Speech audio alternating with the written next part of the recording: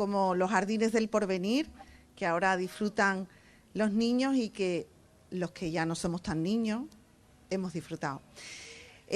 Somos Alfonso y Belén. Belén y Alfonso juntos forman un dúo que se llama Préstame tu oreja. Lo que queremos es pediros de forma prestada, la vamos a devolver la oreja, para contaros un cuento. Vamos a recordar esa infancia con ese abuelo, con esa tía que nos cantaba, que nos hacía sentir el placer de tenernos, bueno, pues prácticamente en su regazo, pero con historias quizá un poco más actuales. Quizá nuestros abuelos nos hablaban pues de niños que se los llevaba el coco, y aquí vamos a hablar de otros cocos.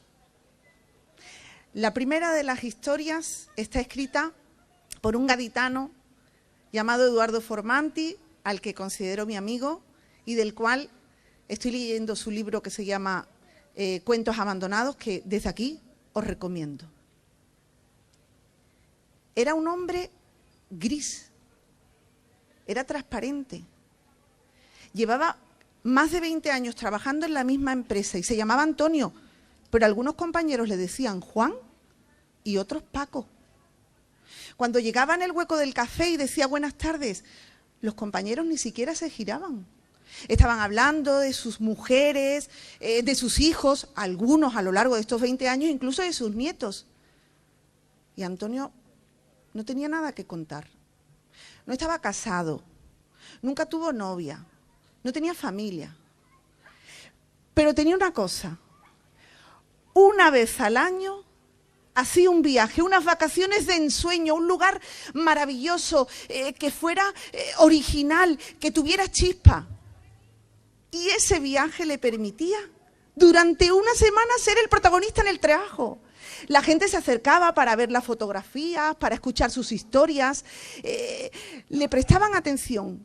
Incluso si tenía suerte, alguno de aquellos hombres le daba una palmada en la espalda y le decía: ¡jo, macho, qué envidia! Por eso era tan importante elegir el destino. Cuando entró en la agencia de viajes y le hablaron de ella, de la ciudad maravillosa, de la dorada, de la eterna ciudad, lo tuvo claro. Tenía que hacer un circuito de 3 días en autobús por Praga. El avión tuvo retrasos y cuando llegó a montarse en el autobús ya prácticamente era de noche.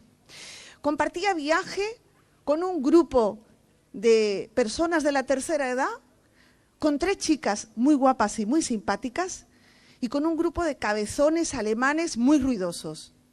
Él no hizo ninguna fotografía porque a través del cristal del autobús se iba a perder calidad. Quería dejar la memoria eterna, completa, para el día siguiente. Llegó a su habitación, se instaló y preparó todo su equipo fotográfico para que al día siguiente todo estuviera perfecto. Por la mañana se levantó y en Praga estaba lloviendo. Muchísimo. Tanto que cuando llegó al hall del hotel para reunirse con su grupo, el guía les dijo que no podían salir en autobús, que las autoridades no recomendaban salir en coche si no era estrictamente necesario. Prepararon una serie de juegos absurdos para adultos en el hall del hotel, como jugar al parchís, jugar a la lotería. Y él empezó a compartir miradas con una de las 3 chicas, una de ellas la más guapa. Y la chica le devolvía las miradas, simplemente por cortesía. Pero él, con sus torpes artes amatorias, pensó que había triunfado. A la hora de comer se fue detrás de la joven y estuvo intentando conquistarla con su mirada. Cuando la chica se fue a su habitación, él salió corriendo detrás de él, pero llegaba un camarero con un carrito de platos sucios y le obstaculizó el paso. Lo esquivó como pudo, pero no llegó al ascensor. La joven ya estaba subiendo. Eso no iba a detener a nuestro héroe. Subió escaleras arriba, 6 pisos, y cuando llegó, casi le faltaba el aliento. Al doblar la esquina de la escalera, no podía creer lo que sus ojos veían. Uno de esos alemanes cabezones estaba besuqueando a la joven y manoseándola, y ella le pedía ayuda. Lo miró y le imploró que le ayudara. Y él se dio la vuelta y se fue a su habitación corriendo y cerró la puerta. Era un cobarde, además de un hombre gris y transparente. Luego escuchó carreras, gritos, algo que parecía unos insultos en alemán, y ya luego nada. Había arruinado su viaje. Ya no podía salir de aquella habitación, era un cobarde. La tarde se hizo eterna y la noche más aún. A la mañana siguiente no quería abandonar esa habitación, pero el hambre y la necesidad de esas fotografías para poder enseñárselas a los compañeros le obligaron a salir de aquellas 4 paredes. Se sentía como con la letra escarlata, pero no por el adulterio, sino por la cobardía. Cuando llegó al hall del hotel, en aquella ciudad no paraba de llover, pero la gente no lo miraba a él, no recordaba el incidente anterior con la chica. La gente se estaba organizando, un camión estaba en la puerta y pedía voluntarios, porque el Moldava se había inundado. Era su oportunidad, no porque le importara lo que ocurría en aquella ciudad, sino porque tenía que hacer fotografías. Así que subió rápidamente a su habitación, cogió la cámara fotográfica y sin pensarlo, dio un salto en aquel camión.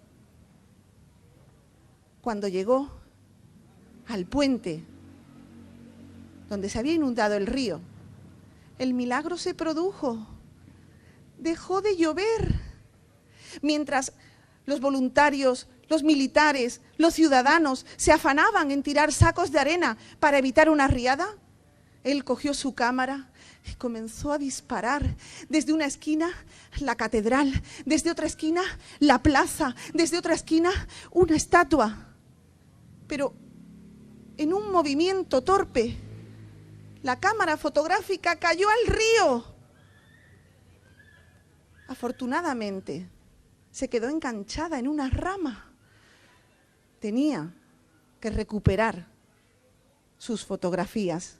Así que sin pensarlo 2 veces, se lanzó, estiró la mano, estaba a punto de alcanzar la cámara, ya la rozaba por la cuerda por la que se cuelga el cuello, cuando de repente notó que alguien le tocaba por la espalda. Se dio la vuelta y era el pianista del hotel que lo estaba aguantando. A él le llamó la atención que aquel hombre tan flacucho le prestara ayuda para recuperar la cámara, pero desde luego en aquel momento toda ayuda era poca. Cuando volvió la vista hacia el río, se dio cuenta de que una niña de unos 4 años se estaba ahogando.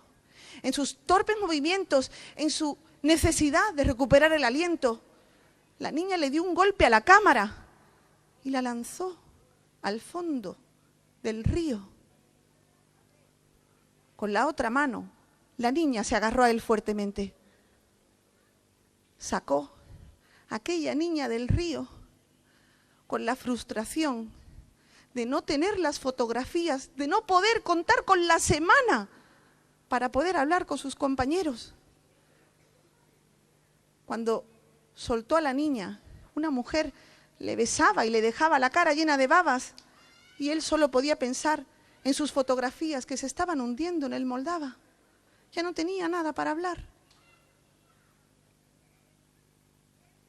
Aquellas imágenes del salvamento abrieron los informativos de carácter internacional. Cuando llegó al trabajo, todos los compañeros le pedían que contara las anécdotas, y cuando él hablaba, los demás callaban. Se convirtió en el héroe de Praga. Bueno.